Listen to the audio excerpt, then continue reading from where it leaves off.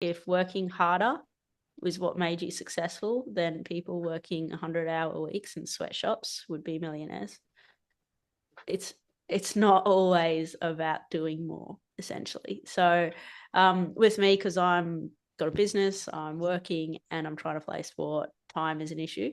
And that's where it started, which is probably not the place it should start. It should start from what is the best way to go about training.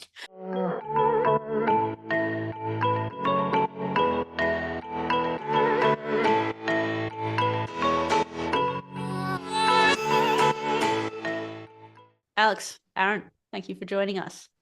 Good And morning, Barbie. welcome to the Inside Edge podcast. Um, Yay. I have been really looking forward to this conversation, and particularly since this is one of the first episodes back. So when Dev Chand has a long time to think, there's a lot of thoughts going through my head. And I'm also at the back end of a preseason where it's been a bit of a unique preseason for me personally, where it's my first one where I'm not in a high performance program, but I am actually training to be in one. So I'm not contracted with WA, but I am trying to train as best as I can outside of that and still available to play. And that's brought up a lot of really interesting thoughts in my head in terms of how we do training at both a club level, because I'm in between. So at a club level and even at a junior level, and also at the elite level at the top. In that, I think there's a whole lot of things that we could do better. In saying that, we've definitely made a whole lot of progress as well. And I'm joined by you, Alex, Dr. Alex, who is an amazing, amazing human and a skill acquisition specialist. Doesn't even do justice to all the amazing work you're doing and your knowledge. And the reason I really wanted to have a chat to you in particular is because of the holistic viewpoint that you have on learning design and development. And it's not just about, hey, here's the best drills, have fun. There's a lot more to it.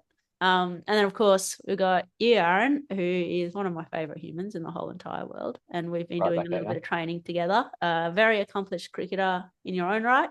And now, from my perspective anyway, one of the better coaches going around. And you've also developed the swinger ball, which is used all over the world at the moment. And I'd love to dig into the thinking behind that. And I'm sure it'll link very closely to everything that we're going to talk about. So before we get started, could I just get a little bit, Alex, from you, a little bit of background on yourself and how you got into this space? Yeah, so like most people, found myself in the pathways for cricket, and I can't maybe count on one hand how many training sessions I enjoyed in that time. So ended up playing for 20 years, which nobody believes, given I'm 28, but spent a lot of time at cricket training, if in the scheme of my life, and always felt that there was something missing. So I was really lucky to bump into some of the best researchers and scientists in the world.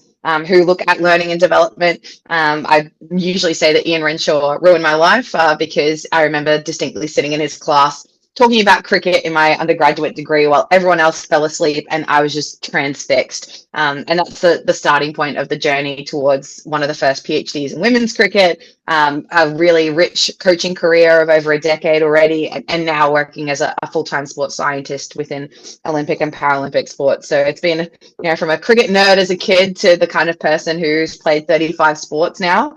I love the idea that we can, learn so much more about ourselves and what we're capable of through the diversity of what sport can give us, and we can have fun and learn something at the same time.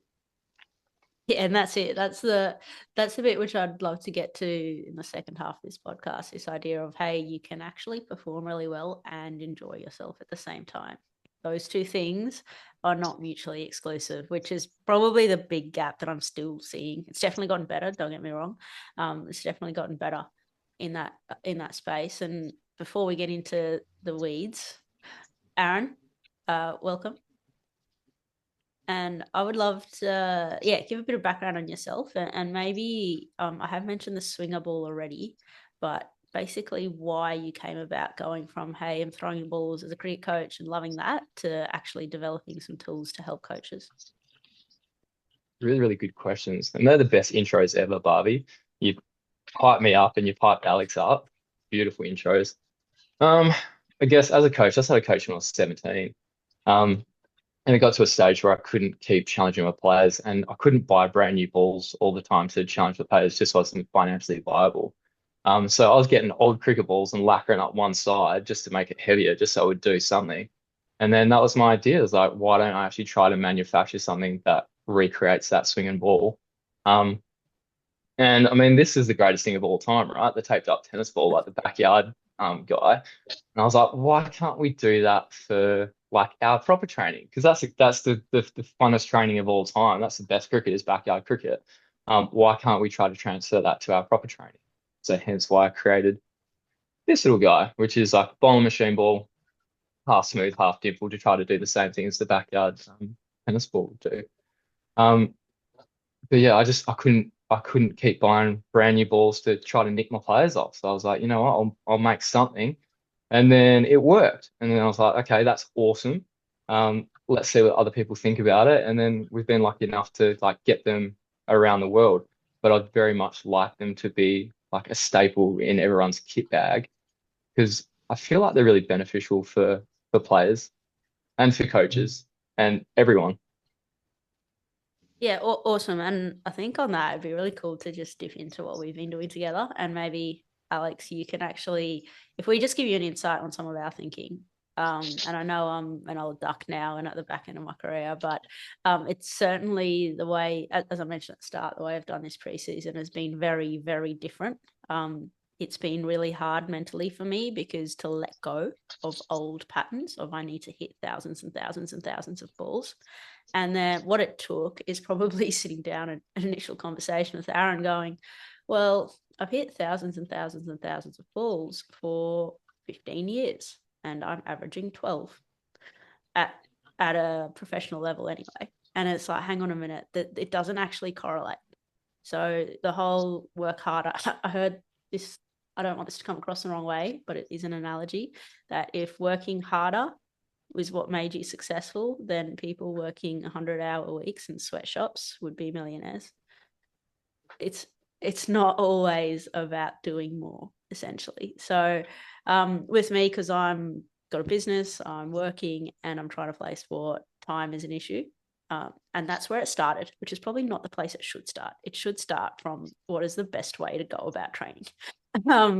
However, it's actually led us to stumble on something quite unique where basically, Aaron, feel free to jump in at any point, but we talked about how do we get as close to match conditions as possible. So if we are going to train, and when we train, how do we essentially use a ball like the swinger that is going to, I'm batting in the top 3 usually, it is going to swing, it is going to seam, it's going to actually do something, especially in winter where we're batting on AstroTurf in nets. And within that, the way we're training is, right, when you walk in the nets, the first thing you do, or the first thing Aaron does, is essentially try and nick me off or hit my big front pad. So, and it's straight away, because that's the hardest part as a batter, right? Is first 20 balls or so. But we're going no warm up, nothing, get in there, and he is game intensity trying to get me out. I'm trying to start my innings and still look to score. Within the constraints. Obviously, ideally, we can get out into the middle and have actual fielders, etc. But there are some constraints in terms of resources.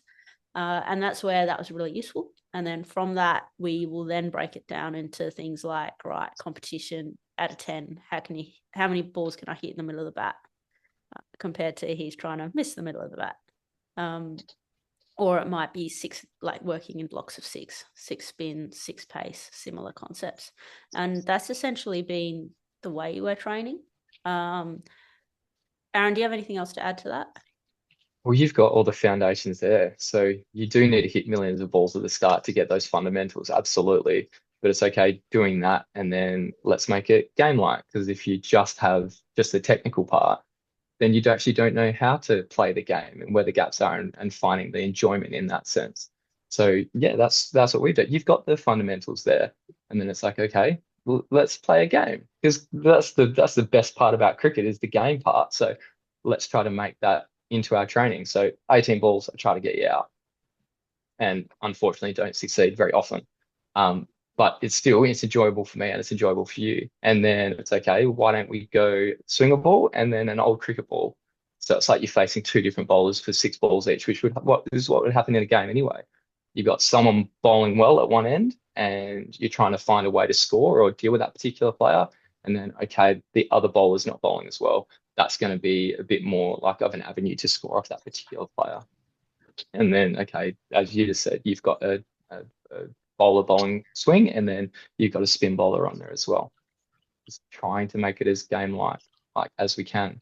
But again, you've got the fundamentals there. But as you said, you've done the same thing for 20 years, or you've done the same thing like all your life, just hit millions of balls. So hopefully this is a more interesting and effective way to train. Now, Alex, I'd love for you to pick holes in everything we're doing. And essentially, part one, what are we doing well, or where is our thinking in the right place? So at the end of the day, we're coming in like, I'm a cricketer, Aaron is coach, and we're doing the best we can to try overcome this whole thing of, hang on, training, you can work really hard, doesn't always transfer to games. And even more, how can I be better at playing under pressure or with pressure? And how can I design training? I'd love to be able to play every day of the week, but it's just not feasible, right? And your everyday cricketer might only have 2 hits a week. Your pro can hit up to 5 times a week, 6 times a week, but what are they doing within that? So I know I've asked a million different questions just then, but essentially I'd love to hear what we're doing well and where you think there's any gaps from your perspective.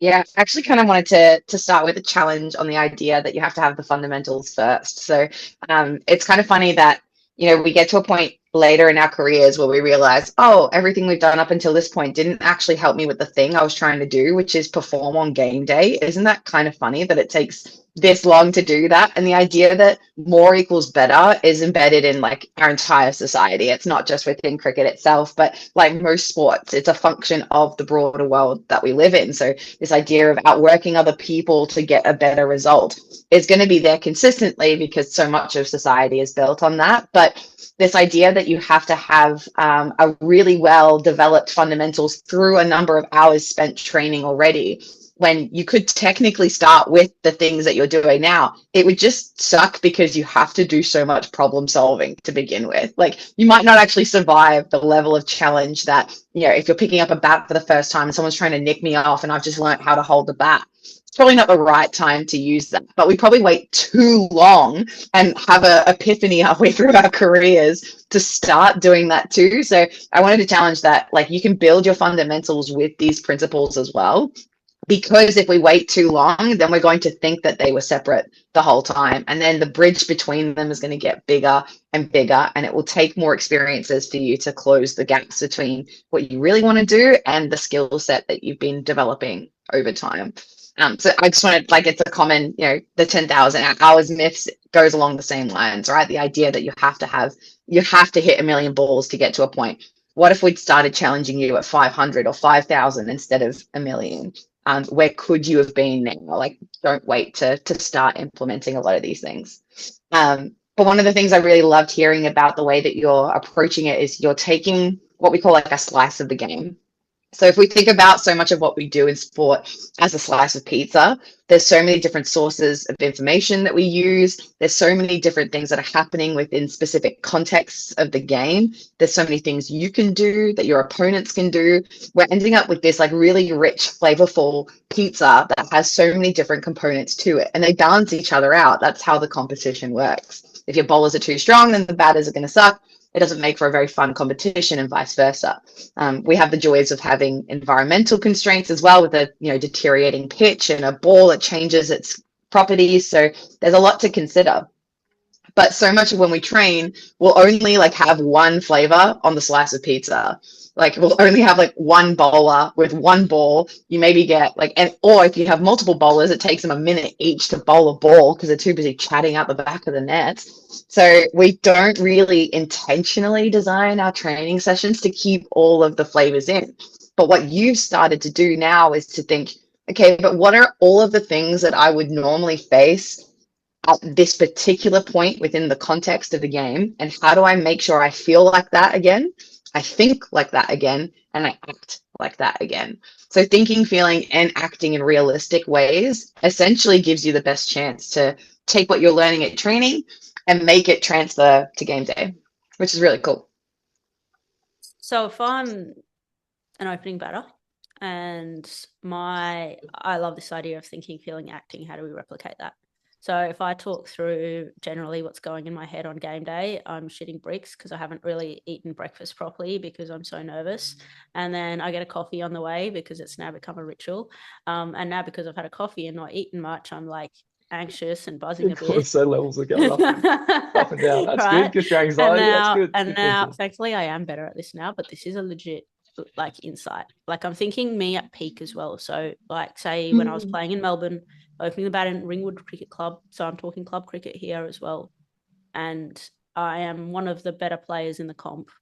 I don't need to necessarily prove myself to anyone, but this is legit. This is still my morning. I wake up, I'm a bit of an anxious wreck. I have my coffee, get half piece of banana bread, get down to the game. Also captain, got a whole lot going on, win the toss, choose to bat. Okay, now I've got half an hour to get out there. I'm also managing 5 other batters who don't know where they're batting, even though they've batted in the same place for the last 6 months. And now I get out into the middle and I'm already heightened in my alertness, right? And now I'm facing one of the better bowlers in the comp, where they're bowling in. I'm just trying to think of the piece of the pie. So tell me if I've forgotten anything. I'm feeling a little bit anxious, but also a little bit excited. And I'm thinking very process oriented in terms of, right, I'm facing this bowler, they swing the ball out, this is the field. At that point, my thinking would also generally end up being, right, make sure your setup is right, hit straight. Not much more than that, to be honest. Look to hit the ball straight down the ground. And then my behaviours are essentially I'm hitting one ball every 30 seconds or so off one bowler every 6 balls. And then I have a batting partner, which I talk to. There's an outcome where I might play and miss. There's a lot of chat. There might be a bit of banter. And I'm actually having to run between the wickets too. So is there anything else I've missed in terms of summarising the thinking, feeling, behaviours in this one slice of the game? I think the only other thing is, and something that you do intentionally, Aaron, is like you're trying to actually get Barbie out. So much of when we train, especially batters on bowlers, there's no real intention behind it. And that completely changes the way that we bat and the way that we bowl. So the fact that it's not just a bowler coming at you to deliver you the ball, they have their own goals. They're trying to get you out. They're trying to restrict your run. They're trying to set you up into a particular position. So the fact that you're not just acting independently, but you're actually responding to what the bowler gives you, that interaction between another person and yourself, and then the fielders within the game as well, is the only piece I think that's explicitly missing there. So it's never just you, it's an interaction with everything as well. Now, okay, fantastic. On top of that, my training leading into that game is hitting underarms, focusing on having my head still. Then I might get on a machine twice a week and go through my shots. So hitting some drives, balls, cuts, using my feet to spin, hitting some sweeps. Very much a technical focus. Now, from my perspective, there seems to be a bit of a mismatch in terms of how I'm training and what I need to perform. The only thought that comes into my mind, say I did have some sort of technical, say I keep getting hit in the front pad, right, which Aaron does all the time. Right. So say I keep getting hit on the front pad and I am falling over a bit, or like there is a consistent mode of dismissal. How do we then, actually, I'm going to throw this to Aaron first. Say that there's an issue. How would you, Aaron, then design the week's training? So, because I know you're already thinking about what's going to happen in the middle, that I'm working technically on something or mentally, depending on what the issue is, so that you're still getting all the pieces of the pie at that point, but I'm able to actually improve this part of my game, which is a clear issue. you're posing a lot of questions because it's really hard. So training anyway is, let's say, twice a week. Twice a week, you got 40 people down there. You've got 4 nets, 10 people in each net. You get an 8-minute hit. Like, how are you going to get better in 8 minutes? You're not. And then, okay, let's go to the AstroTurf and let's do something not useful on there for an hour and hit, 1,000-over-old balls and just smash them. And then we go on the weekend and we nick off. So, like, that training is really, really difficult. So, if you've got a private coach, then great, you can have your little 2 sessions where, I don't know, if you're focused, you're like that 8 minutes, just working on watching the ball and reacting to the ball, not even thinking anything technically, going through my routines, making sure I feel good in my setup, and then I'm literally going through, what do I need to do? I've started my innings, I'm looking to stay nice and still, get nice and straight, move late, great. And then, okay, keep getting out in the front pad. At training, if you've got access to a machine, awesome. Why don't you do like slow in swing, like coming back into your front pad, making sure you're staying still, and then actually making sure you're hitting back down your lines. Great. And then private coach, hopefully you do, I guess, a combination of things. I like underarms. Great. That could be like a great little tool for a warm up, making sure you do your shape work and then do a bit of machine stuff. And then why not the last? So you do that for 20 minutes, half an hour, and then why not the last half an hour do it more game like, where the flingers are the greatest things of all time, right? Because it means that we can actually throw for longer, harder without anyone throwing their shoulder out. And I feel like they're pretty realistic in that sense. And then again, using my swinger ball, I'm targeting your front pad and doing it as a game. And we'll set a field. We'll go like, okay, I'm swinging it back into you. Let's go catch in mid-wicket. Let's go catch in cover. And like set a field, and then we'll play a game. And that's what you and I do all the time. It's like, we'll count your runs. If you're out, you go back to 0. Like, that's a great little game to play. So I like what Alex said before, just about like training when you're younger. Yeah, cool, do the fundamentals, but then do some fun stuff as well. So why does that just have to be for young guys? Why can't that be for everyone? Why isn't that the staple in training anyway? Is do your fundamentals, make sure you go through routines, make sure your positions and stuff are good. And then from there, okay, let's do game light. I remember at Subi, what I always try to encourage, this was when I was bowling before I hooked my shoulder. I'd say to the other 4 people, it's like, how are we getting whoever's down there, how are we getting them out? Like, what are they good at? What are they not good at?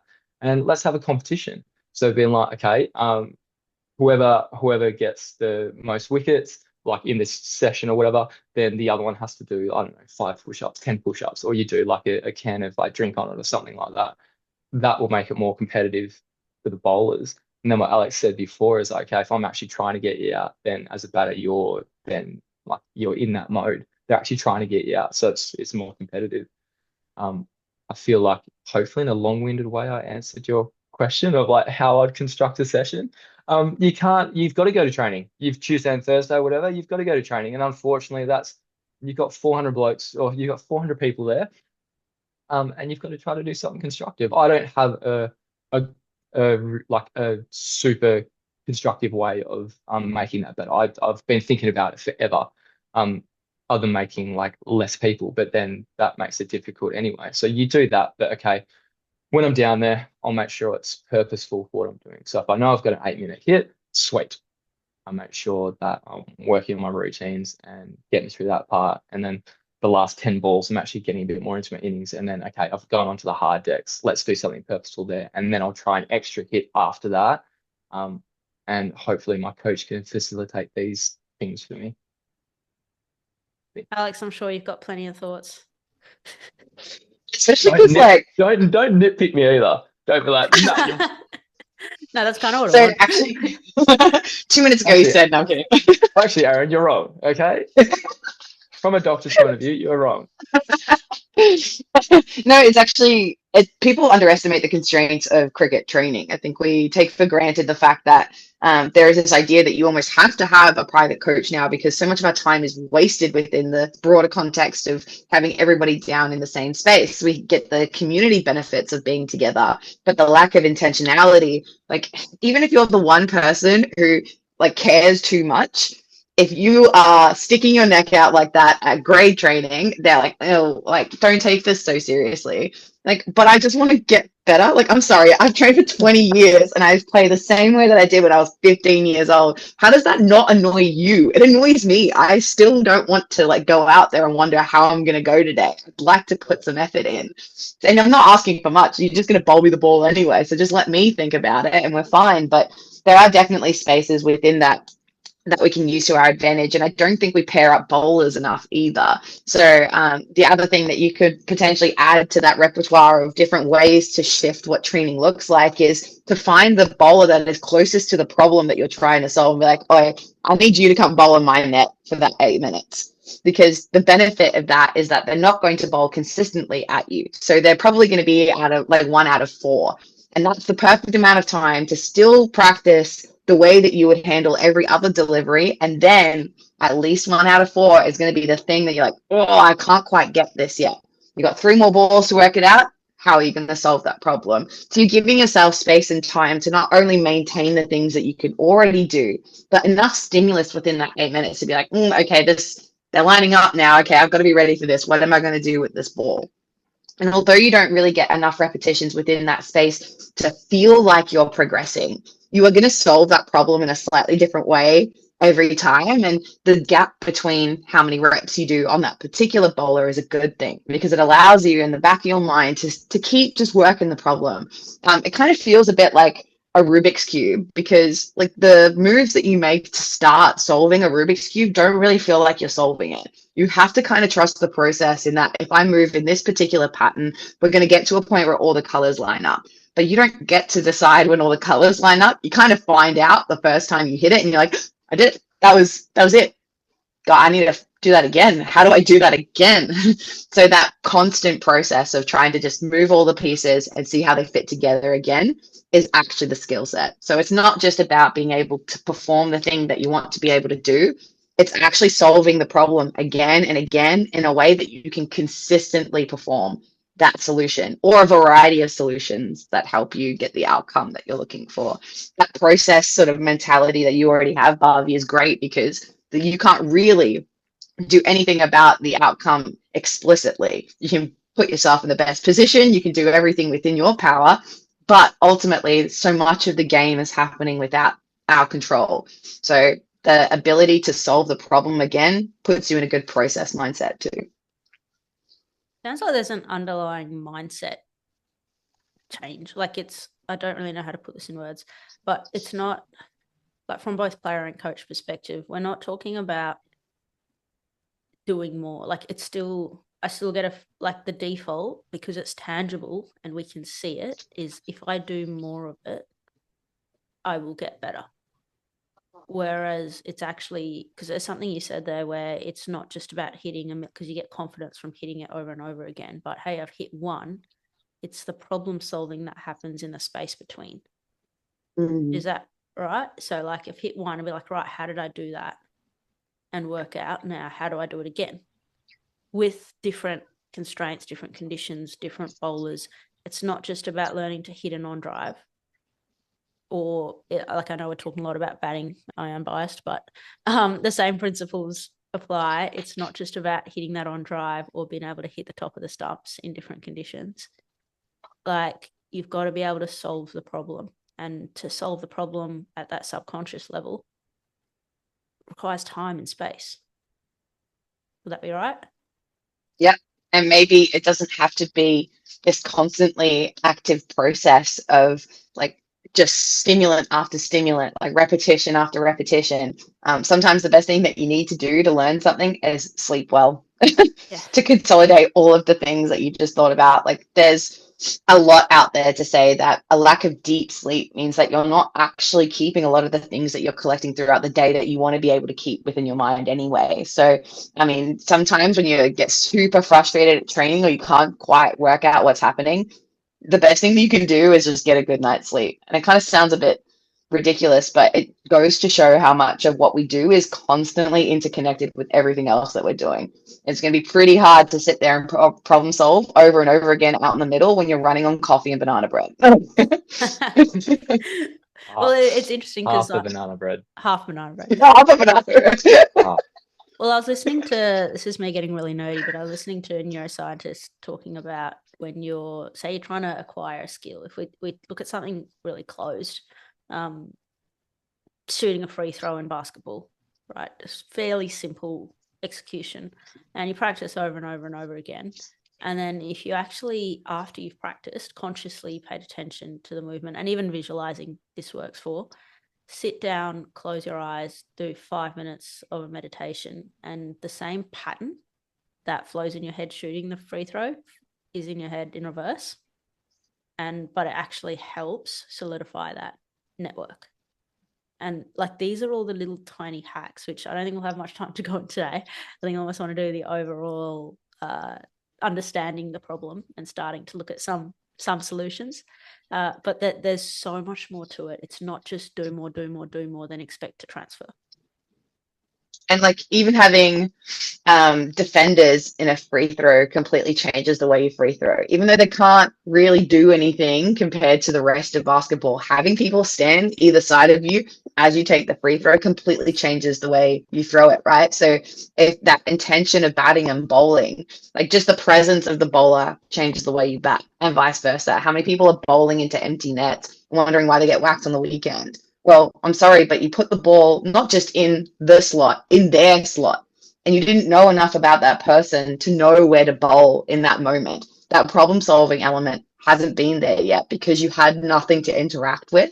So like, this idea of, it's really, really hard to find any closed skills nowadays because we're always interacting with something else. Even just the presence of a person behind you can be enough to throw you off sometimes. Like, fascinating. So I really want to, that's so interesting. You've also hit a bugbear, which I'm not going to go on this tangent, but I feel I need to voice it, is that the amount of times you go to training, and I'm talking state training, and bowlers are bowling into empty nets, it makes me want to cry. And I know there's a physical reason for it. They may not be at 100% yet, etc., etc. It really frustrates me because it's so hard to face bowlers. It's so hard to find, like, we're doing all of this chat, like talking about train like you play, and it is so hard to find bowlers to face. In saying that, that's where I suppose things like the swinger come in, and I found that really useful because it's as close as you can get, per se. But I know there's both of you, and I really do want to touch on this because both of you have faced similar frustrations in the work that you're doing. Like, Alex, you basically were here in Perth as a free resource to coaches to help develop training environments. And I'm thinking outside the box here. Yes, we have 40 people to get through 4 nets on a Tuesday and Thursday or a Wednesday or whatever day it is. But also, what can we do in the middle? And it doesn't need to be on turf. Can we use AstroTurf more? Can we look at different mats? Can we actually just bat on grass? I find that so useful for facing spin and bowling spin too, adapting to different conditions. But there's a restriction for a lot of coaches in that they are not really willing to take and apply and change the mindset. And for you, Aaron, I know you've had similar issues with the swinger where people can see it. It makes sense. It works. It's fun. Like, it ticks every box. Then there's a restriction of people don't want to use it. Now, what I don't want to bash on coaches or anything. What I'd love to do is, from your perspectives, maybe we'll start with you, Aaron. What are some of the restrictions, or what are some of the things that people say to you as to why they don't want to use it? Or even players, why players don't want to challenge themselves at training, change, embrace change, etc. All of the above, really. One is that people feel they don't like hitting a machine ball because, like, it doesn't feel like a cricket ball coming off the bat. But if you could kind of put that aside and go the benefits of it, you would be fine. But that's one of them, is they don't want to hit a machine ball. The other one is, like, obviously I've spent so much. If there was a skill in cricket that I'm the best at, is flinging. I'm amazing at flinging. Batting, bowling, I was okay at, but flinging, my goodness, I'm amazing at it. But some people can't fling. And for the ball to work, like, you've got to get the seam up because there's 2 different sides to it. It's the asymmetry of the ball that makes it swing. So if you can't fling properly, then the ball doesn't swing. So it's not particularly the ball, it's the person throwing it. So if someone can't throw and like people aren't great at flinging, that's a thing. And then the other one is like hitting machine ball. And then you touched on the next one is that some people don't want to be challenged. They don't want to feel bad in a net. So it's like if I'm on AstroTurf, and that's what our poor curators, that they get turf up, awesome. We get an 8-minute hit on it, and then you're never allowed to look at it again. Don't go near it. Don't step on it. Like go somewhere else. Don't even think about going near it. So we go on the AstroTurf, which is fine, but that's not what we plan on the weekend. We've got different turf that has different variables, and okay, we're now going to a surface that's got no variables. And now I've got a cricket ball that's bouncing low because it's 1,000 overs old, and I'm smashing this thing. My goodness, I'm feeling good. But I've got none of these variables, and then go out on the weekend, and then I nick the first one because there's a ball swinging and the deck's done a little bit. But that would be the constraints, right? Is that people don't want to feel bad in a net session, but surely that's great. Like I remember some of my best innings is when I stunk up the joint throughout the week. I'd go in a net session, I'd nick them all. I'd be like, I'm useless. And on the Thursday, I'd do the same thing. I'm like, I don't even want to have another hit. And I'd go and have another hit on the Friday with one of my mates in the sunshine. Tunes on, had a coffee as good as I could be. Absolutely stunk up the joint. I'm like, I'm gonna go nick the first one on Saturday, and then I go and perform. So like sometimes it doesn't equal like smashing the ball like and feeling $1 million like doesn't equal because there's so many other variables in the game of cricket. So that would kind of be my thoughts. Is that why people might not want to? It's a feeling thing. So then it's not a cricket ball, but it's as close as we can, or as close as anything that I've figured that we can do. And then some people don't like being challenged, or maybe it's the coaches don't want to like throw machine balls compared to cricket balls.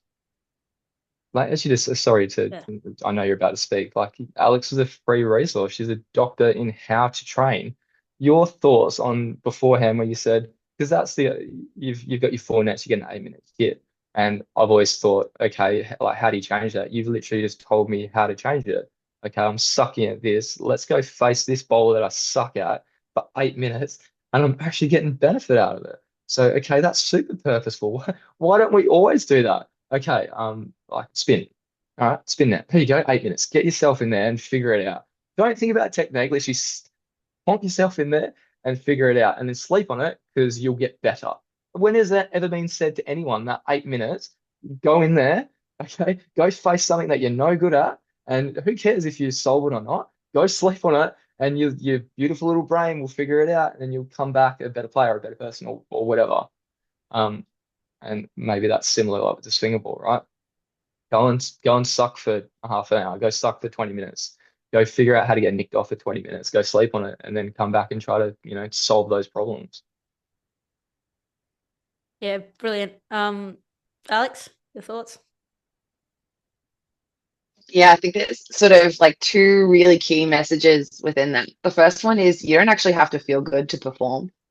I don't know where this idea came from, but maybe it's hyper positivity. Maybe it's the idea that we only really put the good sides online, so that's all we ever see. But this idea that you have to feel good to perform is just this pervasive lie that we've been telling ourselves to kind of get in our own ways. And I think every psychologist who's ever worked in cricket is going to be like, thank you, finally someone else is saying this. Because like I'm sorry, but it was such a good example. I mean, you don't actually have to do well at training to perform on the game day either. If anything, training is the perfect place to suck, because I would rather be terrible on Tuesday night than to be terrible on a Saturday morning when I'm about to walk out to play. If I'm going to pick my moments, the moment to suck is at training.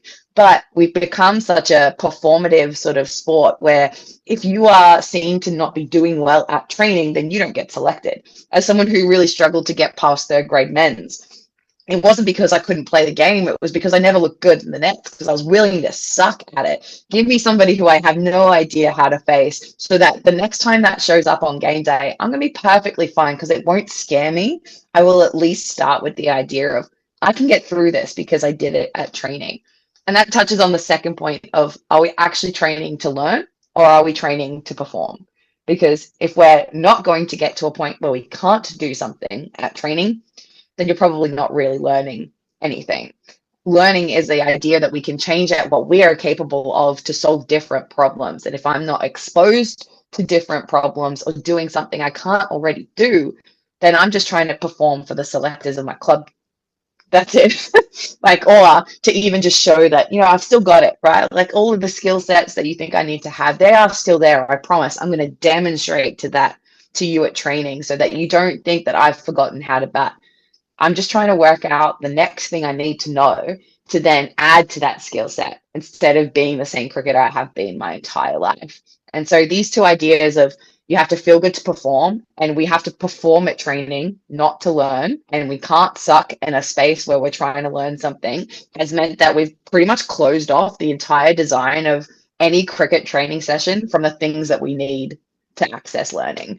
And it's just become this like a black hole now. It's so strong. The gravity of that idea is so strong that it takes so long before someone's even willing to admit that, hey, maybe it's a good thing that I'm doing something I can't do yet, because one day I will be able to do it. Yeah, I really want to go into this a bit more because we can, my initial plan was to actually give a lot of value in terms of how to design training and what do we do, particularly in cricket, which is a focus for today, where we've got so many constraints and it's so hard. Like if I think back to hockey, we could play a game and we could add different constraints to pass the ball on the outside more or to get our short passing, whatever it looks like. But you can do it in a game situation and it's really a lot easier. Cricket's just difficult. As you mentioned, we don't get curators are evil. No, I'm just kidding. It's really difficult, right? You just can't get out in the middle that often. But I think there's an underlying piece here because it's not like both of you guys haven't tried. There's a wealth of knowledge there. There's a bigger piece for me that's the starting point in terms of the mindset around training to suck, and that's actually embracing that, and more importantly for me is enjoying that. And that reflects onto everything you do in life. It's like it's not just, oh, I'm gonna suffer through this. Like suffering brings about more performance. This concept that the more I suffer during the week, the better I'm going to perform is one part, which I don't think is right either. And the other part is the more I feel good during the week, the better I'm going to perform. Now, from my perspective, I think both of those don't really hit the nail on the head. And the duality of thinking, which is really hard for our brains, we like either or thinking, like either I'm having fun and enjoying myself or I'm suffering. I think it can be both, where you go, right, what's the most important moment in a game of cricket? Like if I ask that to you two, what's the most important moment in the game of cricket? The next one. Ah, look at us go. Hey, we didn't Look at you rehearse two, that. right? Now, the most important moment is now, right? So how can I bring the best version of me now despite all the constraints? Now, not necessarily constraints, but all the variables is probably a better word. Now, training, if I go during the week, the whole basis is how can I bring the best version of me to all my variables now? Now, from a coaching perspective, how do you design training to get the right variables for that, all the slices of pizza for that moment that they're training for? And at the same time, from my perspective, and probably this applies to coaches too, but as a player, how can I bring the best version of me to now? And how can I train that? Whereas I reckon we train too much for the future. So if I spend, and this is definitely something that I did and still do to an extent, I spend the whole week training for Sunday. Right. So I've spent the whole week training my brain to focus on the future. Now I get to Sunday morning and I've had half my banana bread and I'm out in the middle. What have I spent the whole week training? To focus on the future. Does that make sense? So it's like I get to Sunday morning and all of a sudden I'm worried about what if I get out? What if I don't get selected? If I don't make runs, what happens to the team? And at a state level, it gets like the higher you go, the more important this is, because now you get to the point where it's, if I don't score, I get dropped. If I get dropped, I don't get a paycheck. And the older you get, even though you got more experience, it goes, is that the end of my career? And then we go, what do? Oh shit, I'm going to go during the week and start training again. And I'm going to work so hard I'm going to suffer. And I've got all my Muhammad Ali quotes on the wall, and I'm going to suffer and suffer and suffer and train and train and train. Or I'm going to go feel so good and hit 1,000,000 half volleys on a machine. But why am I hitting 1,000,000 half volleys on a machine? Not because it makes me feel better about this future, which I'm scared about. So like there's an underlying mindset shift. And I don't think this is just cricket related. I see this everywhere. In that, can we find joy in now? Like, yeah, you did just hit my front pad. Yeah, Aaron, you did just sneak me off 3 times in a row, and I've chased a wide one again. It sucks. Don't get me wrong. That sucks. But joy, I should clarify, joy is different from happiness. I'm not saying feeling happy. Joy is like, I love this. I love the contest. I love the fact that you're challenging me. And this in itself, like I'm going to training for the sake of going to training because I love the process of getting better, as opposed to I'm going training to perform on Sunday. And there's a bit of a difference there. I don't know if that's any thoughts from you guys on my tangent. That is the best point. It's like, okay, great. I've done that all my life, and now I'm 36 and I can't go back and try that again. Where I would do that. Tuesday, yep, need to do this. Need to get this done. Thursday, need to get this done. Need to do that. Yep, ready for Saturday. Ah, shit, nicked another one. Or like whatever. Where, as you just said, like the joy, and that's probably a really good point. And maybe that's what you and I do occasionally when we go down the nets and the sun's finally out and it's not pissing down with rain. We're so present, being like, I'm really enjoying trying to get you out, and you're really enjoying like even whack at me or not trying to get out. And we talk some nonsense in between. And then that's probably the most joyful and most present I am, like in that moment. And wouldn't that be really nice if you could do that for like every training session? And So that's then, where like, like okay, the challenge for me now. So again, bring it back to this is all nice in philosophy. I hit the ball unbelievably well with you, and Alex, I really want to, if you could bring the sciencey bit behind how this works, would be come on. awesome. So I hit the ball really well when I'm with you, Aaron, and like it's funny. You're like, oh, you're amazing on the offside. Why don't you bat on leg stump? And I go to training and I'm hooking everything to square leg, like state training. So there's a gap, right? So the challenge for me, even though we're ticking these boxes, but the challenge, we're probably missing a little bit of the how am I feeling piece when everyone's watching and I'm out in the middle. However, what I have started to focus on is like, how am I thinking, feeling, behaving with Aaron? And my challenge is to be aware of the distractions, accept the distractions, and can I bring that same way of being to the middle? And noticing what's the what's the mismatch here. So that's where, and I've found quite a bit of success recently in terms of like we've had a couple of center wickets and going, right, what am I thinking, feeling and behaving here? And how can I translate that forward? And again, it came back to joy and presence and loving the contest. Like I am competitive at heart. I love the contest. So rather than me thinking out in the middle at state training, if I perform really well here, then I'll get picked. It goes to, it's Tuesday, the sun's shining, Aaron's at work teaching. I could be at work, but hey, I get to hit some cricket balls today.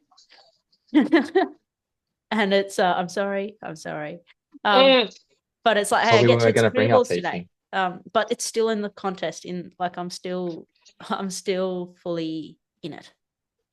Like I'm still trying to win the game, but there's a level of like presence and excitement, and there's a ball coming at me, and this is the way I want to be. I have no other words to describe it but that. But Alex, I'm not sure what your thoughts are on what we've just spoken about. Yeah, I'm the kind of person who, like, when I present, I'll use like quotes, like movie quotes and stuff like that. And the first thing that came to mind is this like Harry Potter quote from when they're doing divination for the first time, and Ron picks up the cup for Harry. He's like, "Oh, it's I think you've got like a little like wolf there, and it kind of means that you're gonna suffer, but you're gonna be happy about it." And it was just like, that's That's pretty much how I appraise a lot of this stuff now. And like suffering as a concept is an appraisal of how you think you're going in the space. So you don't have to suffer. Suffering is technically optional. You can absolutely appraise what you're experiencing in a different way, and it wouldn't consider suffering anymore. But the idea that we can suffer and be happy about it just plays on my mind anytime I get to training and I can't do something. And the ability to sit in that space more often than other people, to be comfortable in that space. You hear it a lot now. I don't know how it became such like common phrase, but you're comfortable being uncomfortable. You're more likely to pick up a rich learning experience from those spaces where you're kind of not sure if you want to be there any longer than you are from the places where you feel totally comfortable and there's nowhere else to go because I've got everything I need. So there's that element of, is it even suffering if you are present? Probably not. And you can still be happy about it, even if at the time it feels like suffering. As someone who's picked up jujitsu recently, I would argue that someone sitting on your throat is actually suffering in a way, but I can still be happy about it when I eventually run away. So there's that element to it as well. But I think the idea of you being able to rise to the challenge of it and notice the way that you are behaving, thinking, feeling in these different contexts means that now it's less about just the transfer of the skill set that you have. It's also the wide capabilities of who you are as a person. And I think the reason why we kind of isolated so much of how training happens for cricket is we think that our skill sets and who we are as human beings could be separate, but they can't. Like, and one of the coolest things about martial arts is it really shows you that who you are manifests in the way that you fight. Immediately, I cannot do half the things that the much heavier, taller, grown men can do. So I'm this like scrappy little fighter who will use my legs for everything because my little arms can't really contribute much. And that's taught me so much about what I'm capable of as a human being, not just what I can do with my body. And like that idea that you have now almost re-embedded your skill set into how you show up as a person in those moments means that it becomes way more sticky. So a skill set by itself can be isolated and it can be deconstructed. I can take away your cover drive by not bowling a ball in particular areas, but that doesn't wear you down unless you think it wears you down. So I can bowl on the same slot over and over again, and I can get you to a point where you're frustrated, but you get to decide if you're frustrated and whether or not that frustration manifests in the way that you behave. So I can maybe get you to a point where you could be frustrated, but I cannot personally frustrate you. I'm just giving you the conditions where you might respond in that way. So your ability to reintegrate what you can do and then who you are and how you show up, it means that I can't actually disentangle what you're capable of and who you are. And that makes it infinitely harder for me to compete with you. And that I could not have said that better. That is the root. Like, when, to put it like, the people that are regular listeners of Inside Edge or consuming content will be all over me harping on about this, but this is why it makes me so much more happy, because this is from like your background, Alex, is in as sports sciencey as it gets, like skill acquisition, learning development. Like we're talking about the classic training design, tools to help. But what you're talking about is the way how the training design and the tools are really important. Why are they important? Because they are helping design an environment that allows you to express yourself, especially with pressure. So you're expressing you as a human through your skills. Like, I love the Michael Gervais says that performance is not the definition of who you are, it's the expression of who you are. And that's where, as the coach's role, which is something I'd love to chat about to finish off on, is the role of the coach is to help the individual and the teams move closer to the person that's already there. It's not necessarily growing. It's actually, let's shed all the layers. Like, can we shed the masks that we wear? Can we shed the layers and bring that person that's already there? So that person that exists, that crunches them at training, they're already there, right? The person that loves the contest or is really kind or get around their teammates really well and whatever it is already there. Now, the role of the coach is to design a program holistically from a technical, tactical, mental, physical, emotional, spiritual, whatever it is, all the L's, to help the person bring out what is already there. And that is, you know, like the way of thinking that I'd love to be able to help people shift. The tools will come after that. But if we don't shift to that way of thinking, people aren't going to use swingers. They aren't going to take on all this knowledge. And for me, that the hardest part is that we lose the joy of performance. And people think you either have to suffer and work hard, and that will bring about joy. So you then go win on the weekend and you make 100 and you go, see, I'm happy. So that 100 brought me my joy. But then a week later, what are you doing again? You nick off and now we're sad. So that 100 didn't bring you joy. Right? Otherwise, you'd still be happy. Right? The joy is found in something else. It's not the 100. It's something that leads into that process, and it comes back to now. Again, I'm going on tangents here, but it's just so nice to have like people that are from a science world, not necessarily an Eastern world, talking about the same things. Aaron, I don't know if you have any thoughts on top of what we've spoken about. Well, you talked about like communication. We had a conversation the other day, like about dropping someone and how to drop someone. And the language that you'd use would either be super discouraging or encouraging. I'm not going to repeat it because I'm going to bottle it. I'm going to let you repeat it because then it will be actually concise. But I found that really interesting. And then Alex, with all your work, like, okay, yeah, we've got all these tools and great, we can train. But if you're not communicating as a coach the right way, being like, okay, we're rocking up training and we want to be challenged and this is what we want to do. And like, you could set the tone of like for everything by the way you communicate, the person that you are and the language that you're using. I hear coaches all the time will say something that like makes me cringe. I'm like, how can you say that to a young person? Because you're literally going to drive them out of the game. They're 13, 14, whatever, in a state setup, and you've like critiqued something that has no validity to it. You've literally just heard it and you're like, I'm going to repeat that straight to you. And it might not even be specific to you, but that poor individual, like, hold on to that and then they're ruined because they're like hot, like onto this. So if we were to design a coaching program, it should be first about like the language and like how we actually speak to our young people or speak to anyone. And that's what I got from when you were talking about dropping someone. I was like, I've never even thought about that. And that could be like the worst thing in the world. Or you could be like, this is the reason why we're doing it, and this is the future that I see for you. And straight away they go, okay, great. Well, that's now what I'm working towards, rather than like I'm done, I'm out, whatever it may be. So Yeah. yeah, that's no, you go. Yeah, no, that's right. And that's where I think like I know what we want to do together is provide a really solid amount of resources for people to help develop these programs, to help develop environments. And when we talk about training design, it's not how to structure the drills. That's one part. That's definitely a really important part. However, there's more to it. And as you mentioned, like in terms of the role of the coach, I suppose it's my background from a behavioral science point of view, in terms of, say, if you are dropping someone, you've got to have, or it's not just dropping, it's all the time, high support and high expectations, whereas often we miss one of them.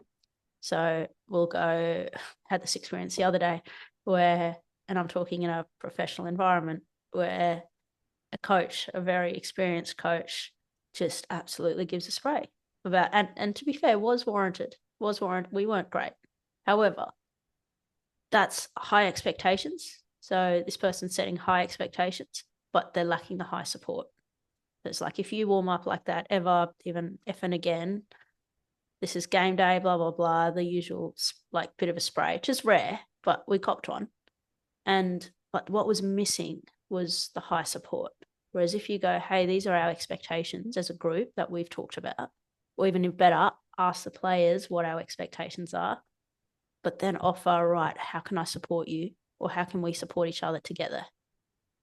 Where sometimes we have high expectations with no support, or we go high support, which is probably what I see more common now, high support, low expectations. And the problem with that is that's where we miss the challenge. again, the binary thinking where people just go, I want them to feel really good. I don't want them to upset them. So then we don't know how to challenge people without hurting their feelings. So that's more common than a spray that I've seen both in and out of sport. And a simple takeaway, I suppose, if people do want something, there's a wise feedback framework, I suppose, which I find really good. David Yeager and his colleagues. So basically the way, if you are dropping someone, you set high expectations. You go, hey, I have really high expectations of you, Alex. And the reason I have high expectations of you is because I see the way you go about your business. Your attention to detail is amazing. The way you put yourself in challenging situations and voluntarily put yourself in challenging situations over and over again is amazing. I've seen the way you've performed and we know you've got it in you. And then the third step is where you be fairly direct. And that's the reason why, that's the reason why I was surprised that you keep rocking up 20 minutes late. And or that could be, that's what, unfortunately, we can't play you today. And this is why. So be very direct. Doesn't fit the team balance, or you haven't scored 6-7 innings in a row and we have to make a change. But the crucial part, step 4, offer support. So if you're rocking up late, just want to check in. Are you okay? Is there anything we can do to help? Or if you're dropping for this reason, we're going to support you through this. So as high expectations, we see the potential in you, Alex, and we're going to support you. We are still dropping you. But the way you take that, from the way your brain's going to take that and be more open to learning, and we maintain the relationship between us, is going to have a significantly different impact compared to how it's usually done. So like there's so much from a coaching perspective, from a behavioral science point of view, that actually comes into this exact same question of how do I better transfer training to games? And I'd love to explore that. I know we're not going to do that in an hour. But any final thoughts from you, Alex? Yeah, I think a big thing and something I've been reminded of lately is that you can challenge someone with care. You don't have to challenge someone to the point where you go beyond that, but actually not challenging them is also maybe not showing them care, especially if their intention is to continue to develop as a human being. Then we need to rise to challenges to do that. So if you're ever worried about hurting someone's feelings, like that's a conversation that you need to have about how can I show up and show a challenge that also shows that I care for your learning and development too. And the more we shy away from those more explicit conversations, the more we kind of make up reasons why not to challenge someone, or we accidentally show a lack of care in the process by not attending to those conversations. So yeah, showing sometimes in the right ways, challenging people is how you show care. Yeah, awesome. Cool. I think moving forward, what I'd love to do with both of you is almost break a lot of what we've talked about down, and we could almost have little modules, if you like. One is actual physical training design tools, behavioral science element, the mental element, bringing it all together, because there is a lot to this. So like there's a lot of coaches out there with they're so like coaching from the heart and really want to do a good job, but just don't really know how to do this because it's not really taught in a lot of places, or if it is taught at your levels, etc., it's taught once and then it's really hard to keep reiterating that over and over again. So what we'd love to do is work together. Obviously within cricket, the swinger ball is something like from a tool point of view that is huge, and I know there's the mats as well. Aaron, do you want to where can people find you or learn more about the swinger?